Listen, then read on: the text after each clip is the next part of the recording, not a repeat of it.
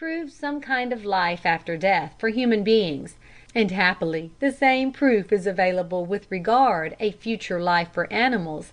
Indeed, there are as many animal phantasms as human, perhaps more. Hence, if the human being lives again, so do his dumb friends. Be comforted, then, you who love your pets and have been kind to them. You will see them all again on the soft, undying pasture lands of your Elysium and theirs.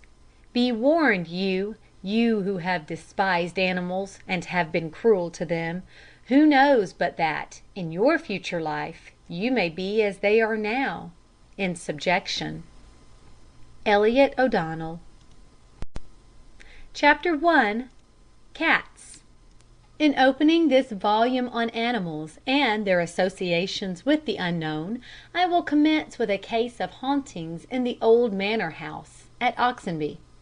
My informant was a Mrs. Hartnoll, whom I can see in mind's eye as distinctly as if I were looking at her now.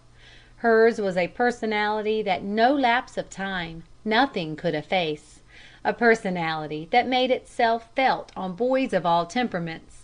Most of all, of course, on those who, like myself, were highly strung and sensitive. She was a classical mistress at L's, the then well-known dame's school in Clifton, where for 3 years, prior to migrating to a public school, I was well grounded in all the mysticisms of Kennedy's Latin Primer and Smith's First Greek Principia. I doubt if she got anything more than a very small salary. Governesses in those days were shockingly remunerated, and I know, poor soul, she had to work monstrously hard. Drumming Latin and Greek into heads as thick as ours was no easy task. But there were times when, the excessive tension on the nerves proving too much, Mrs. Hartnoll stole a little relaxation, when she allowed herself to chat with us, and even to smile. Heavens, those smiles! And when I can feel the tingling of my pulses at the bare mention of it, she spoke about herself, stated she had once been young, a declaration so astounding, so utterly beyond our comprehension, that we were rendered quite speechless, and told us anecdotes. Of many of her narratives I have no recollection, but one or two, which interested me more than the rest, are almost as fresh in my mind as when recounted. The one that appealed to me most, which I have every reason to believe is absolutely true, is as follows. I give it as nearly as I can in her own somewhat stilted style.